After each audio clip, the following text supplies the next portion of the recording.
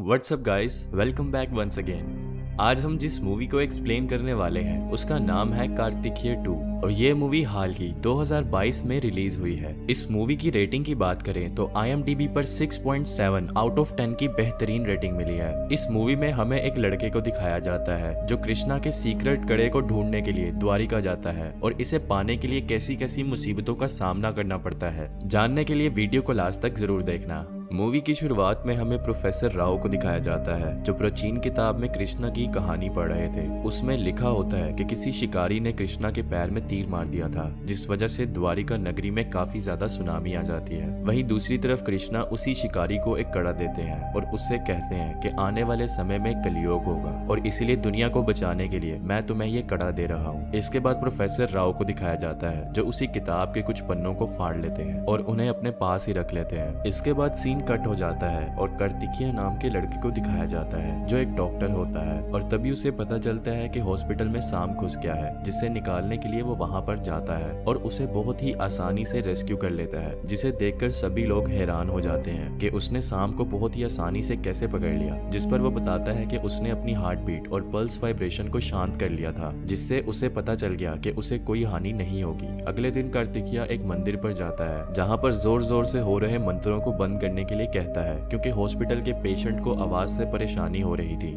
जिस पर पंडित कहते हैं कि हम इन मंत्रों से रोगी को पीड़ा नहीं दे रहे हैं बल्कि उन्हें शांति दे रहे हैं। इसके बाद सीन कट हो जाता है और प्रोफेसर राव को दिखाया जाता है जो उन पन्नों को लेकर इंडिया आ रहे होते हैं और तभी देखते हैं कि उनके पास एक लड़की भी बैठी होती है जिनकी आपस में बातें होने लगती हैं। जिस पर प्रोफेसर राव कहते हैं कि वो एक आर्कोलॉजिस्ट हैं और वो ग्रीस में काम कर रहे थे। इसके बाद वो दोनों इंडिया आ जाते हैं। इसके बाद प्रोफेसर राव वहां से चले जाते हैं और तभी वो लड़की शांतनु नाम के आदमी को फोन करती है और बताती है कि प्रोफेसर राव एविडेंस लेकर यहाँ से निकल चुके हैं, जिससे हमें पता चलता है कि शांतनु ने उसी लड़की को प्रोफेसर राव को फॉलो करने के लिए कहा था क्योंकि प्रोफेसर राव के पास वही कागज थे जिन पर बहुत सारे राज छुपे हुए थे। इसके बाद हम एक पंडित को देखते हैं जो एक मंदिर से कृष्ण के गहने चुरा कर ले जा रहा था और तभी रास्ते में उसे एक आदमी मिल जाता है और वो उसे मार देता है। इसके बाद वो कृष्ण की मूर्ति के पास आ जाता है जहाँ पर बहुत सारे लोग मौजूद होते हैं और तभी वो सभी लोग वहाँ पर पूजा करने लगते हैं। इधर देखते हैं कि ICU के अंदर एक मेयर हवन करवा रहा होता है कि उसकी बेटी की जान बच जाए और तभी वहाँ पर कार्तिकेय आ जाता है और उन्हें ये सब रोकने के लिए कहता है, लेकिन मेयर उसकी बातों को नहीं मानता है और तभी कार्तिकेय उसे एक थप्पड़ मार देता है जिस वजह से उसकी गलती ना होने पर भी उसे 2 हफ्तों के लिए सस्पेंड कर दिया जाता है। वहीं दूसरी तरफ हम प्रोफेसर राव को देखते हैं जो उन्हीं पन्नों को लेकर किसी जगह पर गड्ढा खोद रहे होते हैं और तभी उन्हें एक बॉक्स मिल जाता है जिस पर एक अजीब सी चीज होती है। वहीं खुदाई के दौरान एक बैल कार्तिकेय के घर आ जाता है और पूजा करने की जगह पर तोड़ फोड़ करने लगता है। अगली सुबह कार्तिकेय की माँ को देखते हैं जो उस तोड़ फोड़ को देखकर काफी ज्यादा हैरान हो जाती है। इसके बाद वो एक पंडित जी को बुलाती है जिसमें पंडित जी कहते हैं कि शायद आपने कोई मन्नत मांगी थी जो अभी तक पूरी नहीं की है, इसीलिए आप सबसे पहले द्वारिका जाएं और अपनी मन्नत को पूरा कर लें। इसके बाद कार्तिक अपनी माँ और मामा जी के साथ द्वारिका चला जाता है और गंगा जी में नहाकर कृष्णा के दर्शन करता है। वहीं शांतनु एक सोसाइटी का मेंबर था और उसे पता चलता है कि आने वाले समय में एक बहुत खतरनाक वायरस फैलने वाला है और वो अगर उसका एंटीडोट बना ले तो उसका पूरी दुनिया में नाम होगा। वहीं दूसरी तरफ कार्तिक के घर के बाहर बैठा होता है और तभी वहां पर प्रोफेसर राव आ जाते हैं जो बहुत ही जख्मी होते हैं और वो कार्तिकेय को बुलाते हैं जिस पर उसे कुछ भी समझ नहीं आ रहा होता क्योंकि प्रोफेसर राव को उसका नाम कैसे पता था। इसके बाद वो रिक्शा लेने के लिए चला जाता है और जब वो लौट कर वापिस आता है तो वहाँ पर प्रोफेसर राव नहीं होते हैं। अगले दिन कार्तिकेय के मामा उसके पास आते हैं और कहते हैं कि तुम्हारी माँ सुबह से गायब है और पता नहीं कहाँ पर चली गई है। इसके बाद वो दोनों सभी जगह ढूंढने लगते हैं और तभी अचानक से कुछ पुलिस वाले आ जाते हैं और कार्तिकेय को पुलिस स्टेशन लेकर चले जाते हैं। इसके बाद एक पुलिस ऑफिसर प्रोफेसर राव के बारे में पूछता है क्योंकि उन्हें CCTV कैमरा से उन दोनों का एक साथ वीडियो मिला होता है और तभी वहाँ पर एक लड़की आ जाती है और कार्तिकेय को एक चिट्ठी देकर चली जाती है जिसमें लिखा होता है कि खिड़की से कूद जाओ। इसके बाद वो वहाँ से भागने लगता है और उस लड़की के पास आ जाता है जिसमें वो दोनों वहाँ से भाग जाते हैं और तभी अचानक से एक आदमी उन्हें मारने की कोशिश करता है और उनका पीछा करने लगता है, लेकिन वो कैसे भी करके वहाँ से भाग आते हैं। इसके बाद कार्तिकेय के मामा उन दोनों को एक पंडित के पास लेकर जाते हैं जिसमें वो बताते हैं कि जो तुम्हें मारने की कोशिश कर रहा था वो आबिर है, जिसमें अगर कोई भी श्री कृष्ण के पास जाता है तो वो उसे बड़ी बेशर्मी से मार देते हैं। वो बताते हैं कि आबिर लोग श्री कृष्ण के बड़े भक्त थे,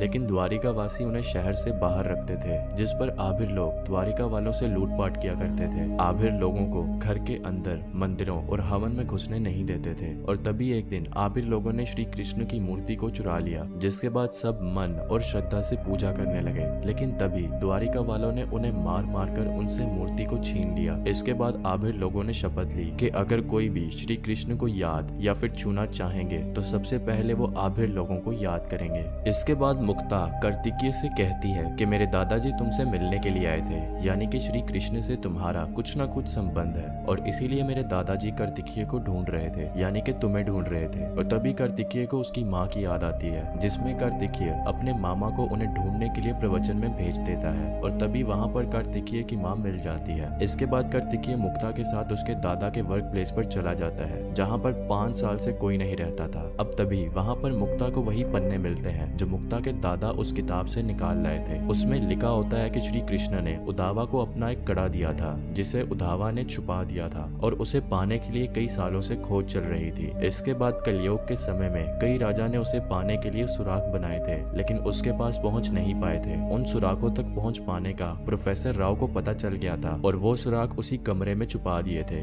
इसके बाद कार्तिकेय को उसी कमरे में एक पेंटिंग दिखाई देती है, जो पेंटिंग एक कृष्ण तालाब की थी। इसके बाद कार्तिकेय उसी तालाब में पहुंच जाता है और उससे वही मोर निकल लेता है। वहीं दूसरी तरफ हम शांतनु को देखते हैं और वहाँ पर प्रोफेसर राव को भी देखते हैं, जो अभी तक मरे नहीं होते हैं, जिसमें शांतनु उन्हीं सुराखों के बारे में पूछता है, लेकिन वो उसे कुछ भी नहीं बताते और तभी शांतनु प्रोफेसर राव को मार देता है। इधर कार्तिकेय के पास कुछ लोग आ जाते हैं और उन लोगों से कार्तिकेय की लड़ाई होने लगती है, क्योंकि वो लोग शांतनु के आदमी थे और उसी मोर को लेने के लिए आए थे। वहीं दूसरी तरफ पुलिस कार्तिकेय को ढूंढ रही होती है। इधर कार्तिकेय मुक्ता के साथ एक होटल पर होता है, जहाँ पर वो उसी मोर में गर्म पानी डाल रहा होता है, जिससे उसका कलर बदलने लगता है और उस मोर पर गोवर्धन गिरी लिखा होता है, जिस वजह से वो सुलेमान के साथ मथुरा चले जाते हैं और वहाँ पर गोवर्धन गिरी को ढूंढने लगते हैं। लेकिन तभी वहाँ के कुछ लोग उन्हें पकड़ लेते हैं, क्योंकि पुलिस ने उन पर 5 लाख का इनाम रखा होता है, जिसके बाद उन्हें एक कमरे में बंद कर देते हैं। और तभी देखते हैं कि वहाँ पर एक लड़की मौजूद होती है जो बहुत डरी हुई थी। इसके बाद कुछ लोग उसे लेकर जाने लगते हैं और देखते हैं कि वो लोग उस लड़की को बड़ी बेरहमी से मार रहे होते हैं। तभी कार्तिकेय खिड़की को तोड़ देता है और वहाँ से सभी लोग बाहर आ जाते हैं। इसके बाद कार्तिकेय उस लड़की को उन लोगों से बचाने के लिए जाता है और उनके मेन लीडर को वहीं पर मार देता है। इसके बाद वो सभी चले जाते हैं और तभी उन्हें वहाँ पर उस मोर की मूर्ति दिखाई जाती है, जिसमें वो अपने मोर को सेट कर देते हैं और तभी वहीं से एक रास्ता खुल जाता है और वो लोग उसके अंदर चले जाते हैं, जहाँ पर बहुत ही अंधेरा होता है। और तभी कार्तिकेय उन दोनों के साथ एक मंत्र पढ़ने लगता है, जिस वजह से वहाँ पर सूरज की किरणें आने लगती हैं, जिसके बाद वहाँ पर रोशनी हो जाती है और तभी उन्हें वहाँ पर अजीब सी चीज दिखाई देती है, जिसे वो लोग लेकर वहाँ से चले जाते हैं और फिर उन सभी को एक साथ देखते हैं, जहाँ पर कार्तिकेय उस चीज को देख रहा होता है, जिससे उसे पता चलता है कि शायद वो एक टेलीस्कोप है। इसके बाद सुबह हो जाती है, जहाँ पर देखते हैं कि मुक्ता उस चीज को लेकर कहीं चली गई होती है और तभी अचानक से कोई कार्तिकेय पर हमला कर देता है। इसके बाद हम शांतनु को देखते हैं, जहाँ पर वो तीनों उसी के कब्जे में होते हैं और कुछ देर बातें करने के बाद शांतनु वहाँ से चला जाता है। इसके कुछ देर बाद वहाँ पर मुक्ता आ जाती है और उन तीनों को बचा लेती है। इसके बाद मुक्ता कार्तिकेय को बताती है कि वो सुबह मदद के लिए गई थी, जिसमें एक आदमी उसे बताता है कि उनकी मदद सिर्फ धनवंतरी ही कर सकता है। इसके बाद वो सभी वहाँ से चले जाते हैं और धनवंतरी के पास आ जाते हैं, जहाँ पर देखते हैं कि धनवंतरी दोनों आंखों से अंधे होते हैं और तभी वो बताते हैं कि आज साइंस जितनी एडवांस है, वही हजारों साल पहले भी उतनी ही एडवांस थी और उसे मानने वाले प्रोफेसर राव थे। उनके इस भरोसे को कायम रखने के लिए कवच नाम की सीक्रेट सोसाइटी को बनाया गया था, लेकिन इस काम को करने के लिए सभी लोग स्वार्थी होकर काम करना चाहते थे। लेकिन राव को जान का खतरा होने पर भी वो अकेले ही उस क्लू के सीक्रेट को हासिल कर लिया था। वो उस सीक्रेट को सोसाइटी से छुपाकर कड़े की जानकारी हासिल करके आने वाली महामारी से सभी लोगों को बचाना चाहते थे। इसके बाद वो सभी वहाँ से चले जाते हैं। रास्ते में उन्हें कुछ पुलिस वाले मिल जाते हैं और उन्हें चारों तरफ से घेर लेते हैं, जिसके बाद वो ट्रक को एक खाई से कुदा देते हैं और वहीं नदी के ऊपर से जाने लगते हैं, क्योंकि नदी का पानी बर्फ बन गया होता है। और तभी रास्ते में ट्रक का डीजल खत्म हो जाता है और वो वहीं पर रुक जाते हैं। इसके कुछ देर बाद वहाँ पर शांतनु के गुंडे आ जाते हैं और कार्तिकेय से वही चीज ले लेते हैं और कार्तिकेय को मारने ही वाले होते हैं कि तभी वहाँ पर आबिर आ जाता है और शांतनु के गुंडों को मार देता है। और तभी वो बैग कार्तिकेय के मामा के पास चला जाता है, जिस पर वो उसे भी मारने ही वाला होता है कि तभी आसमान में कुछ पक्षी दिखाई देते हैं, जिस वजह से आबिर उसे नहीं मारता और 24 घंटे के लिए उनके साथ ही रहता है। इसके बाद वो सभी लोग आगे की तरफ बढ़ने लगते हैं और फिर कार्तिकेय उन लोगों को छोड़कर अकेले ही उस पहाड़ी पर चला जाता है। फिर वो उसी टेलीस्कोप से आसमान की तरफ देखने लगता है जहाँ पर उसे वही कड़ा दिखाई देता है। इसके बाद वो सभी लोगों के साथ एक मंदिर पर आ जाता है जहाँ पर कृष्ण की मूर्ति बनी होती है और तभी वहाँ पर अबीर के लोग भी आ जाते हैं और उन सभी लोगों को एक एक करके मारने लगते हैं और तभी वो उन दोनों चीजों से बांसुरी बना देता है और उस मूर्ति पर लगा देता है और तभी वो मूर्ति घूमने लगती है, जिसके बाद वहाँ से एक रास्ता खुल जाता है जहाँ पर देखते हैं कि बहुत सारे सांप मौजूद होते हैं और वहाँ पर एक मूर्ति होती है जिसके पास जाने के लिए उन सांपों के बीच से जाना होगा।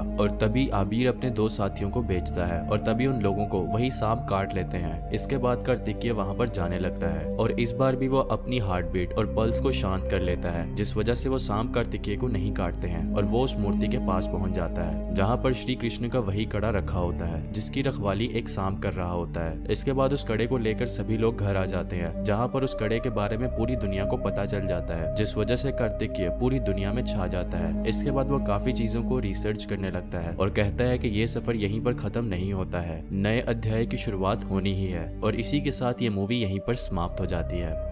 मूवी अच्छी लगी हो तो वीडियो को लाइक जरूर कर लें और अगर चैनल को अभी तक सब्सक्राइब नहीं किया है तो प्लीज चैनल को जल्दी से सब्सक्राइब